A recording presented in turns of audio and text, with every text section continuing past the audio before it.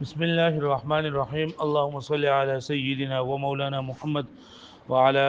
آل سيدنا ومولانا محمد وبارك وسلم وصل عليه. رب زدني علما، رب اشرح لي صدري ويسر لي امري واحلل عقدة من لساني يفقهوا قولي. خالي لاول دا سور زيت وګورئ. الحمد لله على ما انعم وعلم من البيان ما لم نعلم، والصلاة والسلام على سيدنا محمد خير من نطق بالصواب وأفضل من أوتي الحكمة وفصل الخطاب، وعلى وعلى آله الأطهار وصحابته الأخيار. أما بعد. ویلو دا سور دی یا پچا باندې ذکر خدا جو هغه د تلخیص المفتاح دا د تلخیص المفتاح عبارت ده. وس تاسو دا خبره مخکې ما کړو، اوس بیا ووري چې لکه دا کتاب مختصر المعانی د دې تلخیص المفتاح او مفتاح د مفتاح العلوم قسم ثالث داغه شرح ده. نو په دې تلخیص المفتاح کې چې کم ټکي دي چې چا د وضاحت محتاج دي جو هغه به وضاحت کوي. نو ګور اول دوی الحمدلله الحمد لله علامه انعم، دا څلور خبرې دي کو بیا مخکزو. نو ګور یو الحمد مبارک بل خبر کوي، د حمد مبارک بیا الله مبارک به خبر کوي، بیا به د علامه مبارک خبر کوي، ما انعم د دې مبارک خبر کوي. ما ته فکر دی کنده فکر اول منګ تبا د حمد تعریف کوي، د حمد تعریف کوي. ما ته ګوره، ما ته کتابونه ما ګوره حمد او د شکر تعریف کوي. حمد دې ته ویل کېږي هو الثناء باللسان، هو الثناء باللسان على قصد التعظيم سواء تعلق بالنعمه او غيرها. هو الثناء باللسان د چا پجب باندې تعریف کول دي. هو الثناء باللسان سمانه ده پجب باندې چا تعریف کول على قصد التعظيم چې ستا د تعظیم قصد وي واپس لګي، یعنی تا یو کس ته لوی غني یو کس ته خغني د دې د وجه ته دا تعریف کې برابر خبره ده. کدا د نعمت په بدلی کې یو غني مطلب کستا سره هغه خګړي جو هم محمد ده او کنه کړي جو محمد ده. لکه زه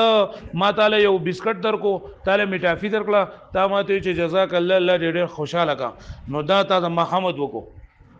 او کده چې ما تعالی یو ټک درکو او ومه وهاله او ته ماته چې جزاک الله خیر، الله دې بهترین بدله دې درکړي. نو اوس دا محمد ده پوه شوي سواء تعلق بالنعمت او غیرها، کله نعمت متعلق وي او کنه وي. نو حمد څه ته وایي؟ هو الثناء باللسان على قصد التعظيم سواء كان من نعمت او غیرها. اوس په دې باندې خبره راځي لکه نور خو مونږه دغه تعریف اوریدل له حمد نو بای کې کومنګ دا خبر نه د علاقه د تعظیم ټکي به موږ نه اوریدل اته به دا نه جوړ کو د علاقه د تعظیم. نو دوی چې دا حمد هغه اصلي هغه د کوم لکه یو کس ته هغه ډیر ناپوه دی، هغه تعالی ته خو علامه نه علامه ناپوه دی، خو ما به سي دغه وکړو چې هغه ته خو علامه نو دې دا ټوکه شو دا دغه نشولا هغه حمد نشو نو چې دغه تیوزي خو شو به معنی علاقه د تعظیم چې په تعظیم استابز لګي د چا د تعظیم قصد او دا په جواب باندې دغه کول تعریف بیانول کړه نعمت په بدلی کې یو کوي. خو شوي بیا وایي چې د حمد سره دویم نمبر ټکي جلن دا شکر دی. نو شکر دی ته ویل کېږي فعل ينبئ عن تعظيم المنعم لكونه منعما سواء كان باللسان او بالجنان او بالاركان. چې شکر څه ته ویل کېږي؟ هغه فعل ته ویل کېږي چې هغه خبرداري ورکوي د منعم د تعظیم نه. چې تا باندې چا انعام وکړو، منعم هغه کس ته ویل کېږي کوم چې انعام کوم کوي. چا دا باندې ما ته ګورې ته کتابونه ته ټول ګورې کنه کتاب کې ورته ما هغه باندې بیا پوه شي ان شاء الله. خو چې اول تاسو په دې ځکه په پښتو کې تاسو ته کوم خبره کوم د ځان درته نه جوړوم دا دغه کتاب دا خبره کوم. خو چې تاسو ما ته نه ګورئ او زما د پښتو دا خبره نه اورئ تاسو په کتاب باندې بیا نه پوهیږئ. زه دغه خبر تاسو کوم په پښتو یې درته وایم چې تاسو ته یاد شي. دا شکر څه ته ویل کېږي؟ فعل ينبئ عن تعظيم المنعم، دا هغه فعل دی چې دا د منعم د تعظیم نه خبرداري ورکوي. وس کدا په جبه سره او که په زړه سره او که په اعضاء سره پوه شوي. لکه ما پتا باندې چنګم خورو تا به ما باندې ټایفي خورو ولا نو دا حمد دی که شکر دی؟ شکر دی. ها دغه شان دي ما تعالی ما سره خو وکړل او تا ماته پزله کې چې نه ماته دعا وکړه پزله کې دې راته ما تعظیم وکړو زه راتلم ماته دې پرې خو دولار دې راته پرې خو دا نو دا اوس شکر دی پوه شو به باندې او کبجه به سره نو فعل ينبئ عن تعظیم المنعم لكونه منعما د دې وجه نه تلاغه تعظیم کې چې دا پتا باندې انعام کوم کړي برابر خبره ده کدا شکر پجبي سره او کپا زړه سره وي او کپا اعضاء سره نو اوس ماته وګورئ دغه خبره شو چې حمد صرف پجبي سره کیږي حمد پس سره کیږي پجبي سره او شکر پس سره کیږي فضل سره پجبي سره او په اعضاء سره نو په دې اعتبار سره کته اوس په خپل باندې سوچ وکړي نو تا ته پته ولګی دا چې حمد خاص ته او که شکر خاص ته حمد خاص ته کنه ځکه چې حمد پس سره کیږي پجبي سره او شکر عام دی ځکه دا پس سره کیږي دې پورې پوښوي اوس کله بل طرف سوچ وکړي چیرې شکر خو دې ته ویل کېږي فعل ينبئ عن تعظیم المنعم لكونه منعما چې دا شکر صرف د نعمت په بدل کېږي شکر صرف د ثواب بدل کېږي نو په دې اعتبار سره دا شکر څه شو خاص شو او حمد چې نو وايي کوم ویلو چې دا وثناء باللسان على قصد تعظیم سواء كان من نعمت او غیره برابر کنه نعمت دی او کنه غیر نو په دې اعتبار سره دا حمد څه شو عام شو نو په یو اعتبار سره حمد عام شو او شکر خاص شو او په بل اعتبار سره شکر عام شو او حمد خاص شو په دې باندې پوښوي په دې باندې پوښوي دغه دې پوره کړې بیا زمخه بسم الله الرحمن الرحیم تعریف الحمد والشکر د حمد او د شکر تعریف کوي و الحمد حمد څه ته وایي نو هو الثناء باللسان دا حمد ورېږي تعریف کول په جبه سره علی قصد التعظیم د تعظیم د قصد وجنه یعنی د تعظیم د قصد د سره علی ومن ما علی سواء تعلق بالنعمه او غیرها او بغیرها برابر خبره ده کده دې تعلق د نعمت سره وی او کنه وی که متعلق د نعمت وی او کنه وی والشکر او شکر څه دوی فعل دادا سی فعل ينبئ عن تعظیم المنعم چې خبرداري ور کوي دا انعام کوون کی د تعظیم لکونه منعما د دې وجه نه چې انعام کوون کړي سواء كان باللسان او بالجنان او بالارکان برابر خبره ده کداغه دا کم فعل چې کم د دې ته خبردار ورکه کدا په جبی سره او بالجنان یا په زړه سره وي او بالارکان یا په سره وي ارکان اعضاء ته ویل کېږي دې دې مری پوښوي د حمد او د شکر تعریف وکړو وس راشي فمورد الحمد لا يكون الا اللسان پس مورد د حمد نوي مگر جبوي نو په دې اعتبار سره حمد څه شو خاص شو ځکه دا صرف د سنه راوځي په زور وای ومتعلقه او متعلق ده يكون النعمه وغيرها دا نعمت هم او د دین علاوه نور څه هم يكون النعمه وغيرها پوښوي ومتعلق الشكر الا النعمه او متعلق د شکر نوي مگر صرف او صرف سوي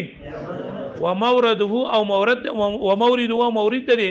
يكون اللسان وغيره دا جب سره هم کیږي او د دین علاوه په نور څه سره هم کیږي نور څه دي زړه او ارکان دي فالحمد اعم من الشكر باعتبار المتعلق پس حمد دا عام شو د شکر نه په اعتبار د متعلق سره ځکه حمد دا پس نعمت سره کیږي او بغیر نعمت سره والاخص باعتبار المورد او خاص شو د حمد په اعتبار د مورد سره ځکه چې راوځي صرف پس سره پجبه سره والشکر بالعکس او شکر په عکس باندې یعنی شکر دا متعلق په اعتبار سره خاص دی او د مورد په اعتبار سره لکه دې پورې پوښوي ها आवाज نه راځي کنه را ها دویم نمبر ټکه الحمدلله الله سره نو لفظ الله دا الله تعالی ذاتی نوم دی د دین علاوه چې نور څومره هم د الله تعالی نومونه دي نه دا د الله تعالی صفاتی نومونه دي لفظ الله عربي لفظ دی او که غیر عربي لفظ دی نو په دې کې هم اختلاف دی بیا عربي لفظ دی نو په دې کې هم اختلاف دی چې دا مشتق دی او که غیر مشتق دی اسم جامد دی او بیا چې مشتق دی نو په دې کې هم اختلاف دی چې دا چا نه مشتق دی دیو جن علماء کرام فرمایي څنګه چې دا الله تعالی ذات چې نه دا پټ دی دغه ځان د الله تعالی د نوم چې دا هم پټ دی اشتقاق په اعتبار سره نو بعض علماء کرام فرمایي چې دا عربي ټکی دی او بیا په عربی کې بعض وی چې دا اسم جامد دی او کم چې اسم جامد نه دا ځان لپاره دا خبره کوي چې اسم جامد دی لکه څنګه چې د الله پاک ذات لم یلد ولم یولد دی دغه شان د الله پاک د انوم چې اندام جامد دی نه نه چانه جوړ نه نه سره جوړیږي او کم چې وای مشتق دی نو هغه وای چې دا د الها یلهونه مشتق دی یا د الله یلیهونه مشتق دی الها اصل کې الله الهونو حمزه حذف کړه شو د دې په عوض کې الف لام راوړل شو الله ته جوړ شو د لفظ الله د لام نه مخکې زبر راغی الله دا ویل کېږي او په اصطلاح کې تعریف اسم لذات الواجب الوجود دا نوم دی د هغه ذات چې واجب الوجود وي وجود ویل کېږي موجودیدو ته موجودیدل یو څه په درې قسمه باندې دي یو ته واجب الوجود یو ته ویل کېږي ممکن الوجود یو ته ویل کېږي ممتنع الوجود واجب الوجود چې د همیشه نه دی او همیشه به دا صرف او صرف د الله تعالی ذات دی ممتنع الوجود جنومي او وجودي نه لکه ته اب حیات دا د ابونم دی چې دا دی وس کړي نو بیا به انسان مړ کیږي نو غا او بچل نه دي چې دا شته نه یا عنقا او مرغیدا نو دا نومشته خو مرغی نشته او دریم نمبر ممکن الوجود چې هغه عدم او وجود باندې ممکن وي لکه انسانان دا ټول ممکن الوجود دي نو اسم لذات الواجب الوجود الله تعالی نوم دی دا غزاد چې واجب الوجود دی المستحق لجميع المحامد چې د ټول تعریفونو مستحق دی د ټول تعریفونو سره مستحق دی لکه پوه شو په دې باندې ها په دې باندې پوه شو د لفظ الله تعریف زکو اسم لذات الواجب الوجود المستحق لجميع المحامد صحیح ولا ها وز د دینه اخوا دا وای د دې نه اخوا دا خبره کوي چې الکه دی مصنف رحمت الله علیه حمد تو حمدنی ولی ونوي یا لکه دی مکه چې یار ولو نحمدک یا من شرع صدورنا نو الله کی جمله فعلیه ویلی وا نو دل کی دی خو الحمدلله جمله اسمیه شروع کړه نو دا جمله اسمیه ولی وای پوه شئ د جمله اسمیه الحمد لك مبتدا ده او لله جار مجرور متقبل متعلق نه دا خبر جوړیږي د جمله اسمیه ول راوړله نو جمله اسمیه ذکر راوړله چې دا دوام او په اثبات باندې دلالت وکي په دوام او په ثبات باندې سو وکي دلالت وکي د پاره د دې چې په دوام او په اثبات باندې سو وکي دلالت وکي پوه شو به معنی بل خبره ده چې لکه الحمدلله ته نو الله د هر څه اوچت منی کنه منی کنه نو پکاره چې اول د الله نوم بیان کړه بیا د ورستو حمد بیان کړه نو تا غول حمد بیان کو بیا د بګي الله ورستو ذکر کو لکه تکس والله نه منی او چې منه مرورې خو دې شعر کنه چې دلته قدرت علم المعانی او موضوع د مختصر حال مطابق خبره کول غواړي سم مطابق خبره کول غواړي او دلته کې مختصر حال دار چې موږ کتاب شروع کوو او با الله په موږ باندې رحم کړي دونه فضل کړي نو دلته کې دا تعریف د حمد د مقام د حمد ده مقام د حمد او د تعریف ته د دې وجه الحمدلله مخ کړه ده وای دا خبره تر ځانه جوړه نه وای صاحب کشاف د یو عالم نوم دی او خپل کتاب کې لیکلي دی په خپل تفسیر کې چې اقرا بسم ربک الذی خلق اول نه وਹੀ د ټول نه اول اقرا ذکر کړه ده په قادر چې د الله نوم په ذکر کړه ده الله نوم نه ذکر کړه نو ال دغه هم هغه خبره لیکلي ده چې دغه مقام د قرائت ته د دې وجه نه اقرا دای مخ کړه ده بسم ربک دا رب نوم چې دنده ورستو کړه ده نو دغه شان د زمانہ مقام د حمد ده د دې وجنه حمد مخ کړه د لفظ الله ورستو کړه ده پوه نه شوي وای به دې کتاب کې لله هو اسم دا الله نوم ده لذات الواجب الوجود دا داسې ذات چې واجب الوجود همیشه نه ده همیشه به وي المستحق لجميع المحامد چې مستحق ده د ټول تعریفاتو والعدول دا سوال جواب دی د سوال مقدر نه جواب دی د سوال مقدر نه خپل کتابونو نه ځان سره لیکي جواب دی د سوال نه سوال دار چې لکه دی مصنف الحمدلله جمله اسمیه ولې ذکر کړله جمله فعلیه ولې ذکر کوله نو جواب ورکړي والعدول الى الجمله الاسميه او اوریدل د جمله اسمیه ته للدلاله على الدوام والثبات د پاره د دې چې دلالت وکي په دوام او په ثبات همیشوالي باندې پوښوي وتقديم الحمد دا جواب دی د سوال نه سوال دا دی چې الله ذات د ټولو لوی دی پکار دا چې د اول الله ذکر کړه وي به ورستو حمد ذکر کړه وي دلته الحمد مخ کړه دی والله وسر ورستو کړه دی پوښوي نو وی وتقدیم الحمد او تقدیم د حمد چراغ لري په الحمدلله کې به اعتبار د دې په وجه د دې باندې انه اهم نظرا چې دا ډیر جات اهم دی د نظر په اعتبار سره الی کون المقام مقام الحمد زګه چې دا مقام د سره د حمد کما ذهب الیه صاحب الکشاف لکه څنګه چې د خبرې ته تللی صاحب کشاف فی تقدیم الفعل په محقق د فعل باندې په قوله تعالی الله په دې قول کې چې اقرا بسم ربک کرے علامه سيجيو لکه څنګه چې بویدار راشي چې په تقدیم د فعل په کم ځای کې کولای کېږي الګه پوښوي نو راغلي دي کنه پروس کال په دروس البلاغه کې فعل په کم مسند په کم ځای کې مخکې کو نه دل لګي راغي کې دا یو وجنه وان كان ذکر الله اهم نظرا الى ذاته اگر چې د ذات په اعتبار سره الله پاک د هر څه اوچت منه ما خو مقام د حمد نو ځکه حمد مخکې کړل هغه پوښوي الحمدلله علی ما انعم جی سپوس کې علی ما انعم نو دا خبره کوي چې په ما انعم کې دا ما چې نو دا ما مصدریه له ما موصوله نه ده نو د دې ونه ورته لیکلي ده علی انعامه علی ما انعم دې کې دا خبره کوي چې دا ما څه شری ما مصدریه له نو علی انعامه نو معنی دا شوه الحمدلله علی انعامه ټول تعریفونه ثابت دي الله لره د الله په انعامات سره وس دی وی چې لکه انعامات کم انعامات دي نو دی وی چې هغه انعامات خدای الله پاک دومره ډیر دي چې الله په خپل باندې فرمایي و ان تعدوا نعمت الله لا تحصوها نو موږ راګرول نه شنو ځکه بیان کړی نو مطلق ذکر کړ چې الله په انعامات باندې لکه پوښوي به باندې او بل دا چې الله خو ډیر شي انعامات دي نو کما یو کروڑ ذکر کړی وای کنه نو تا به چیرې یو کروڑ خو نور پاتې دي نو بیا بتاوي چې لکه دا دې ورې ذکر کړی دا نور دې ذکر کړی نو ما ته مطلق به خو چیرې الله چې څومره انعامات دي ټول د پاره تعریفونه دي نو ولم يتعرض للمنعم به د تعرض نه کړي منعم به ته منعم به چې د سبب سره الله انعام کړي هغه سجونه بیان نکړل ولی ایهامن د وجه د وهم د دې خبرونه لقصور العباره عن الاحاطه به چې څنګه د عبارت د احاطه کول نه پرې سره یعنی د عبارت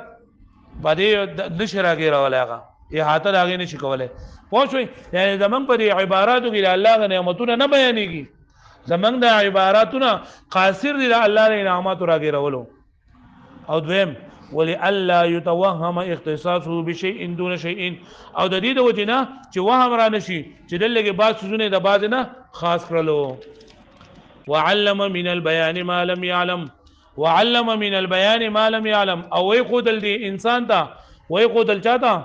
دي انسان ته د بیان نه ما لم نعلم هغه چې د منګ نه پیژندل وزل لګي دا خبره ده چې دلته علامه انا مې ذکر کو کنه